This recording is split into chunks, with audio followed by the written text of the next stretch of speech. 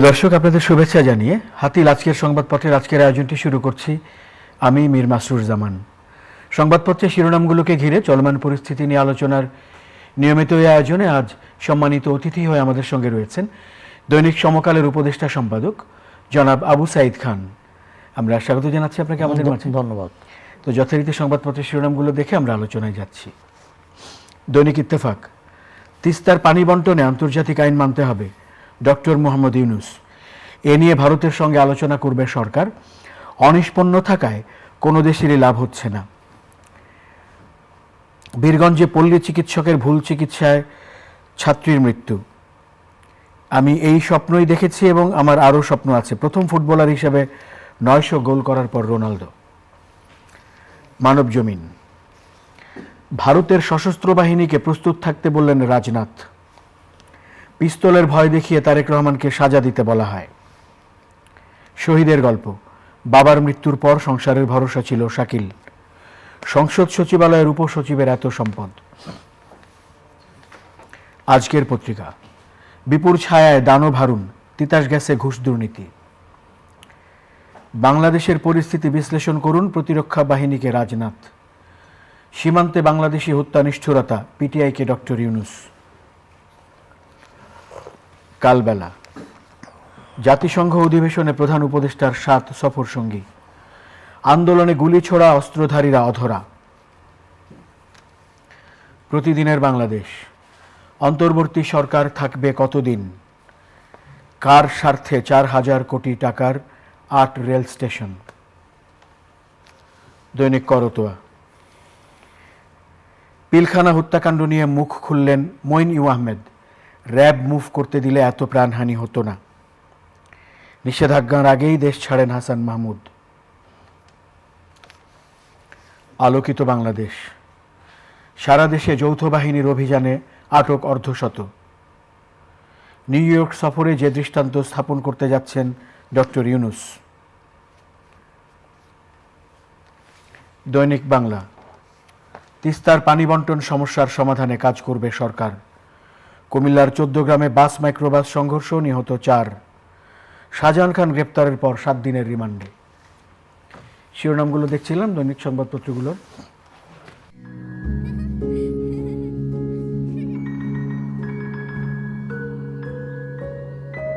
প্রতিদিন এমন ছোট ছোট মুহূর্তগুলো তৈরি করে জীবনের গল্প।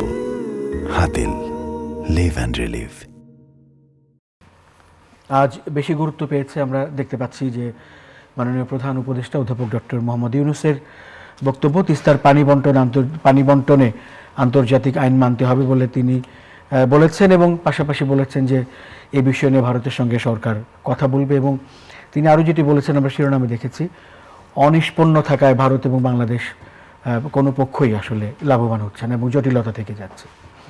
না, আমরা ভাটি দেশ, উজানের দেশের পানির প্রতি আন্তর্জাতিক আইনে ভাটি দেশের মানুষের অধিকার আছে এবং একতরফাভাবে পানি প্রত্যাহার করা যায় না। কিন্তু ভারত তিস্তা সহ আরও অনেক নদীর পানি তারা একতরফাভাবে প্রত্যাহার করছে, যেটা একটা সংকট তৈরি হয়েছে।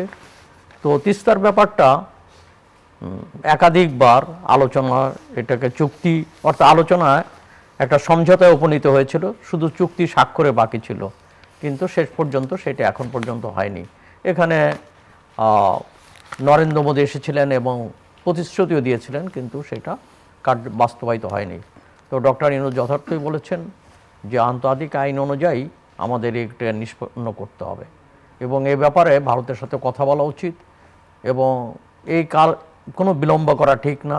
কেননা এখানে শুধুমাত্র তিস্তা না, একমাত্র 54টা নদীর মধ্যে গঙ্গার একটা চুক্তি রয়েছে, বাকি নদীগুলোর সঙ্গে কোনো চুক্তি নেই। এ ব্যাপারে একটা আলাপ আলোচনা করা উচিত এবং সমঝোতায় আসা উচিত। ভারত তো আমাদের প্রতিবেশী দেশ, আমরা নিশ্চয়ই বন্ধুত্ব চাই এবং সেই বন্ধুত্বের স্বার্থেই আমাদের মধ্যে যে সমস্যাগুলো আছে সেটা সমাধান করা উচিত। বন্ধুত্ব মানে একতরফা বন্ধুত্ব হয় না, তো বন্ধুত্ব মানে হচ্ছে বোঝাপড়ার ব্যাপার। আমরা বিগত সরকারের আমলে তো শেখ হাসিনাও একবার আক্ষেপ করে বলেছিলেন ভারত যা যা চেয়েছে আমরা সব দিয়েছি, কিন্তু আমরা কি পেয়েছি। তো এই জায়গাটা আমার মনে হয় পাওয়ার বিষয়টা খুবই গুরুত্বপূর্ণ, কেননা দেয়া নেয়া ব্যাপার তো আছেই। ভারতের সাথে বন্ধুত্ব থাকতে হবে, এবং আরেকটা হচ্ছে আমাদের মনে রাখতে হবে যে বন্ধুত্ব হচ্ছে দুই দেশের জনগণের মধ্যে বন্ধুত্ব। যদি কোনো কারণে জনগণ বিরূপ হয়ে যায় সে বন্ধুত্ব স্থায়ী হয় না। কেবলমাত্র সরকারের সঙ্গে সরকারের বন্ধুত্ব এটা স্থায়ী হয় না। এটা আমরা দেখতে পাচ্ছি দুই দেশেই জনগণের মধ্যে এক ধরনের ক্ষোভ তৈরি হয়েছে। কী জন্য?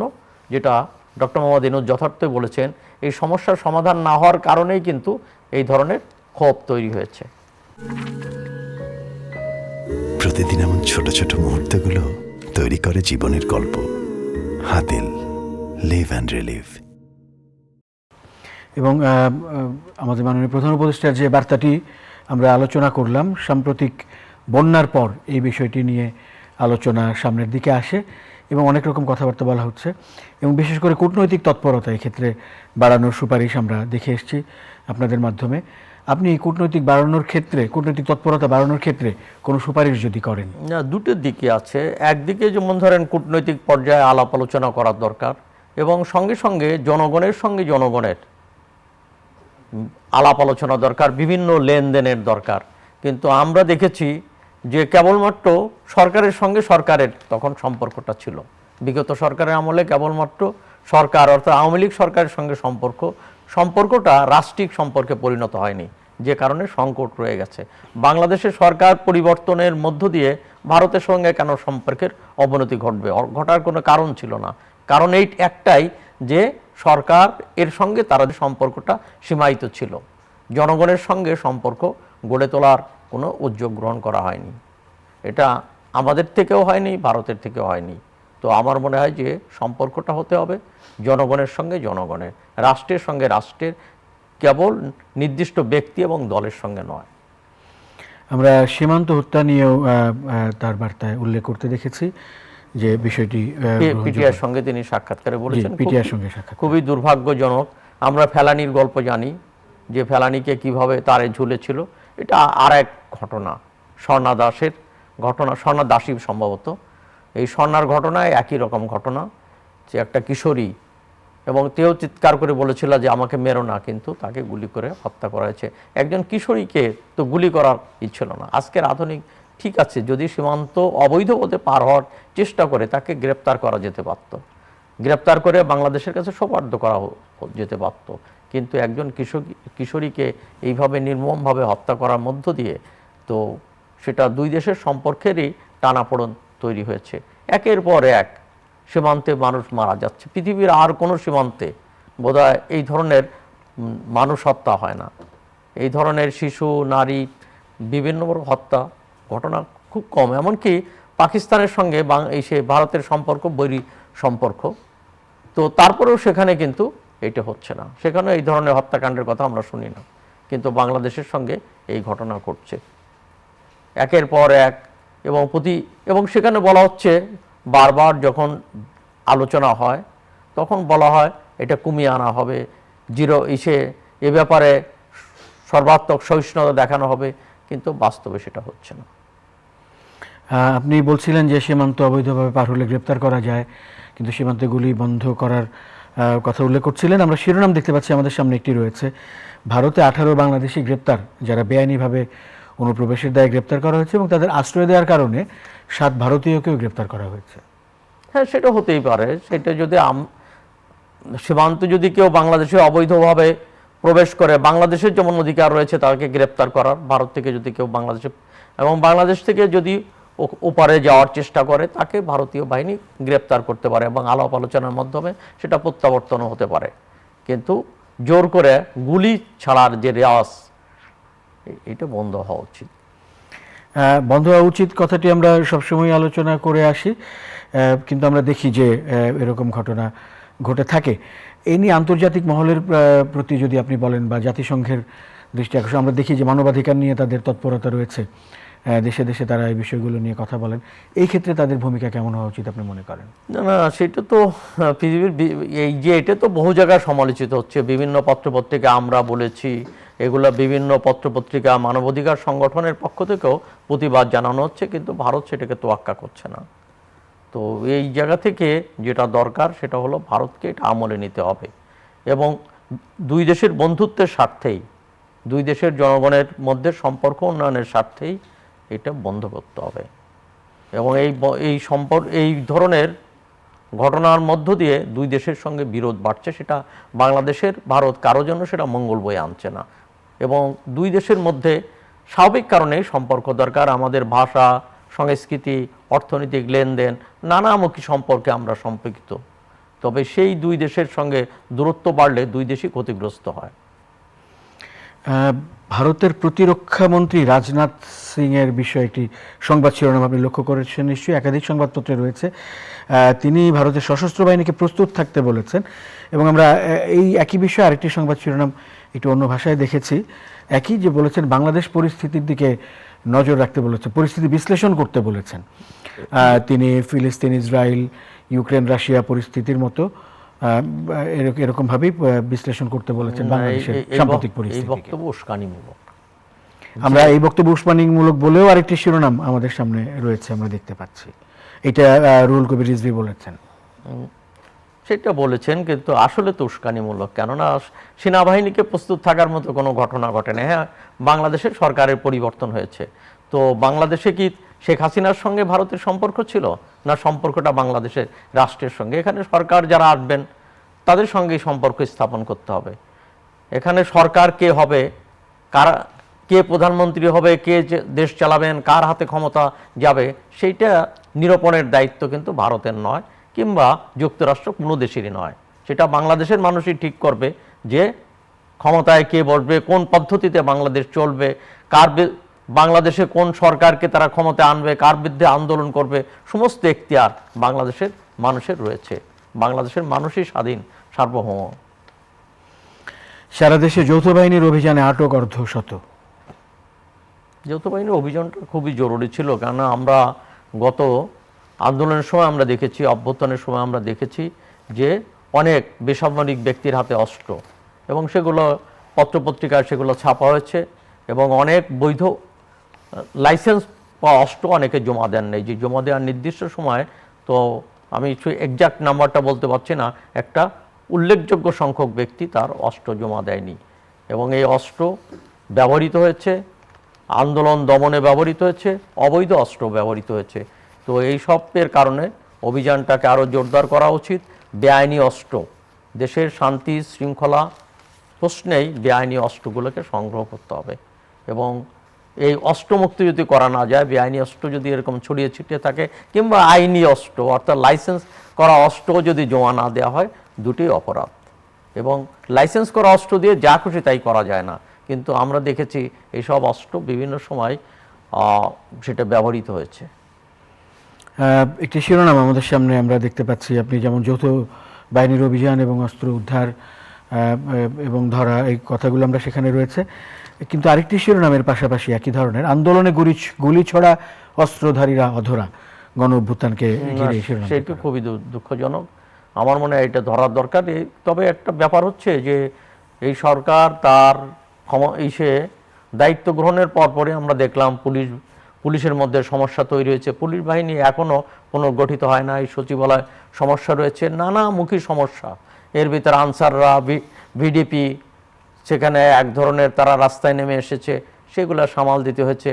হাসপাতালে সেখানে রোগী এবং চিকিৎসকদের মধ্যে অপ্রীতিকর ঘটনার জেরে সেটা বন্ধ হয়ে গিয়েছিল। গার্মেন্টস এবং ওষুধ শিল্পেও অস্থিরতা রয়েছে, এইসব সামাল দিয়ে তো সরকারকে দিতে হচ্ছে। অর্থাৎ সরকারকে একটা স্টেবল অবস্থা আসতে সেটা একটু সময়ের ব্যাপার। তবে আমার কাছে যেটা মনে হয় যে আস্তে আস্তে সরকার সেই সমস্যাগুলোকে কাটিয়ে তুলছে। আমরা পাশাপাশি একটি শিরোনাম দেখছি, অন্তর্বর্তী সরকার থাকবে কতদিন। প্রায় একই রকম প্রসঙ্গে আলোচনা আরও হয়েছে, এটিও আজকেও একটি প্রধান শিরোনাম হিসেবে একটি সংবাদপত্রে আমরা দেখতে পাচ্ছি। না, আমার কাছে যেটা মনে হয় যে অন্তর্বর্তী করে সরকারকে কি কি কাজ করতে হবে সেইটা আগে ঠিক করতে হবে। সেইটা ঠিক করলেই সময়টা বেরিয়ে আসবে যে কতদিন এই কাজগুলো করার জন্য লাগবে।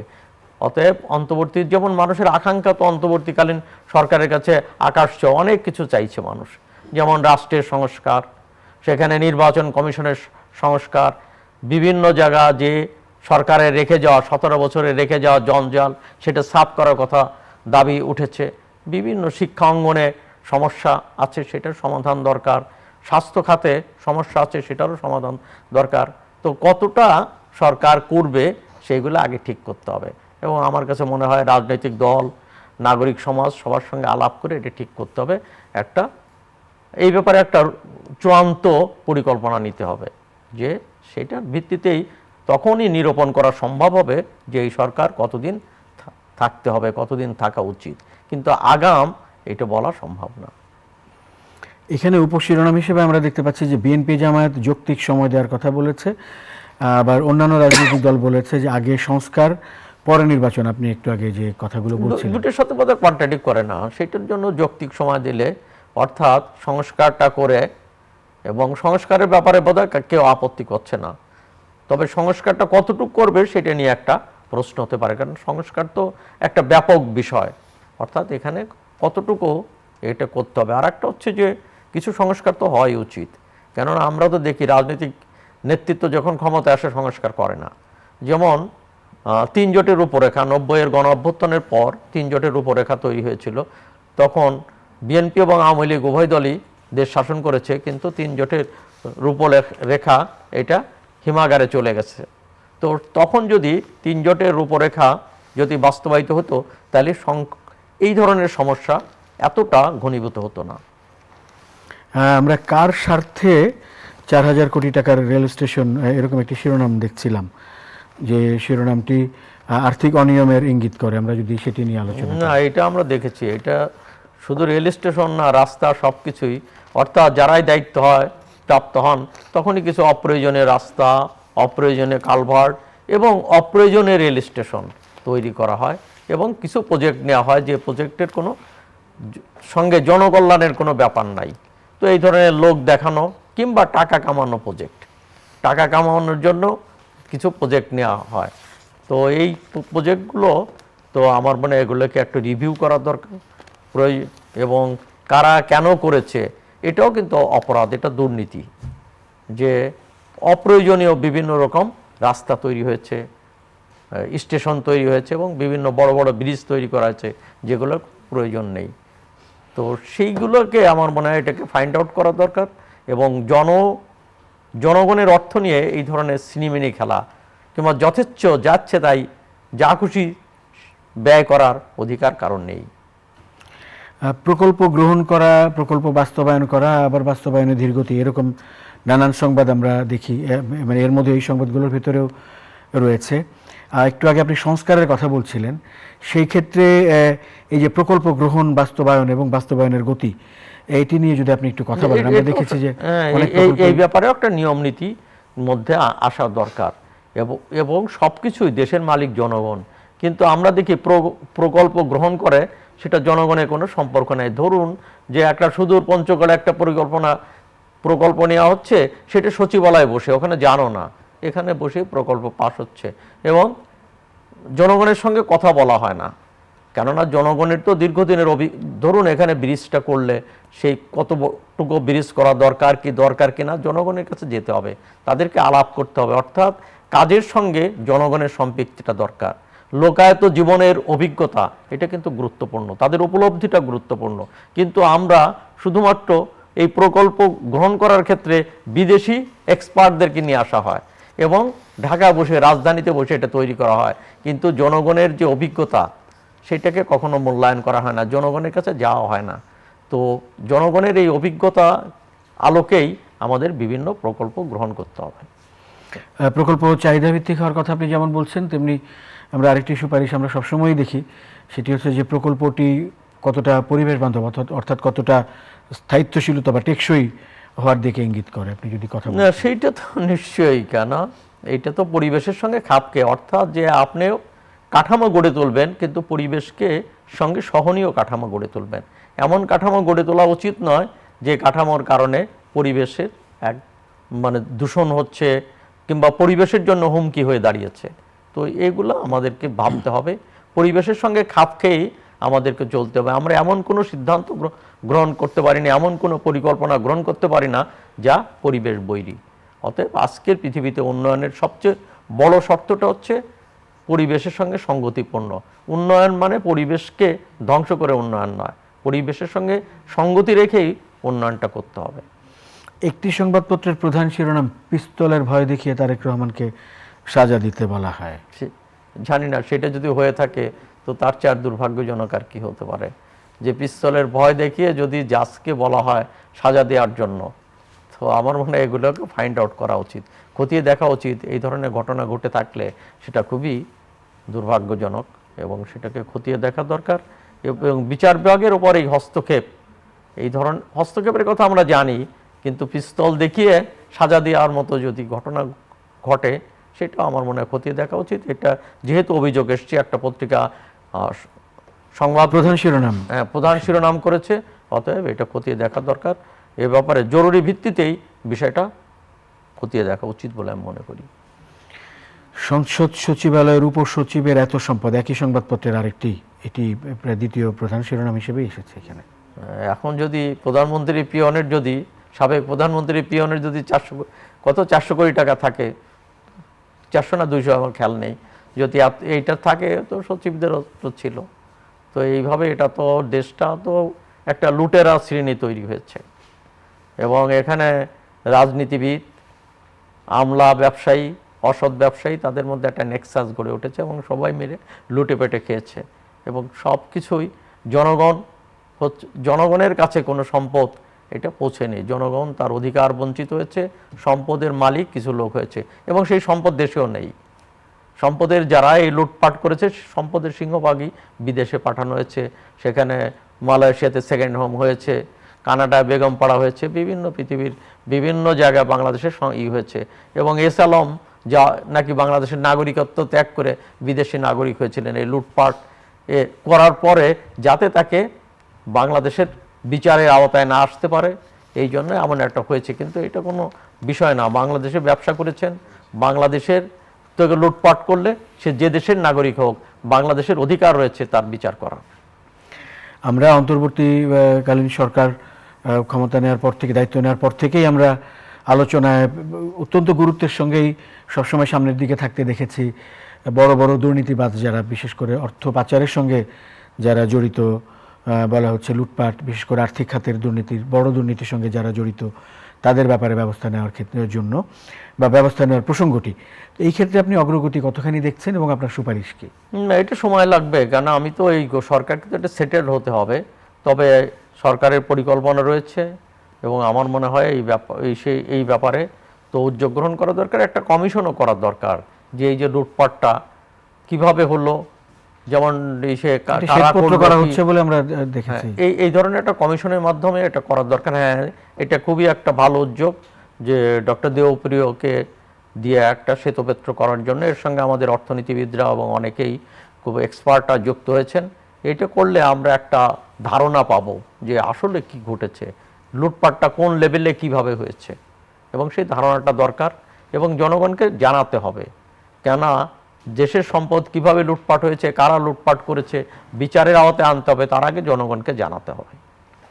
আমরা এর মধ্যে দেখেছি যে অনেক আইনি প্রক্রিয়া শুরু হয়েছে, অর্থাৎ মামলার বিষয়গুলো আমরা সামনের দিকেই দেখতে পাচ্ছি। তো এই ক্ষেত্রে এই যে এইরকম আর্থিক ক্ষেত্রের বড় দুর্নীতি যাদেরকে বলা হচ্ছে যে বড় বড় একেবারে সামনের সারির কি বলে ঘটনা হিসেবে উল্লেখ করা হচ্ছে, সেই ব্যাপারগুলোকে কতখানি আইনের আওতায় আনার প্রক্রিয়া শুরু হয়েছে বলে আপনি দেখতে পাচ্ছেন এবং এই ব্যাপারে আপনার সুপারিশ? না, শুরুটা তো যেমন শ্বেতপত্র তৈরি করা হচ্ছে, অন্য উদ্যোগ রয়েছে, কিন্তু আপনি একটা সরকার তো তার বয়স বোধহয় 22 দিন, অর্থাৎ 22-23 দিনের বেশি না। তো সেই সরকারের কাছ থেকে আমরা কতটা প্রত্যাশা করতে পারি? তবে সরকারের ভিতর সরকার সেই দায়িত্ব মাথায় নিয়েছে, আমার ধারণা জনগণ সহযোগিতা করবে এবং এটা অসম্ভব বলে কিছু না। কেননা মানুষের অভ্যুত্থানের মধ্য দিয়ে যে আকাঙ্ক্ষা তৈরি হয়েছে, এই আকাঙ্ক্ষার মূল্য তো দিতে হবে এবং জনগণের অভিপ্রায় সরকার তৈরি হয়েছে। অতএব এই সরকারের দায়িত্ব হচ্ছে জনগণের অভিপ্রায়গুলোকে বাস্তবায়িত করা। অনেক অনেক ধন্যবাদ আপনাকে আজকে আমাদেরকে সময় দেওয়ার জন্য। প্রিয় দর্শক, আপনাদেরও ধন্যবাদ সঙ্গে থাকার জন্য। চ্যানেল আইয়ের নিয়মিত আয়োজন হাতিল আজকের সংবাদপত্রের আজকের আয়োজনটা এই পর্যন্তই। ভালো থাকবেন সবাই, শুভরাত্রি।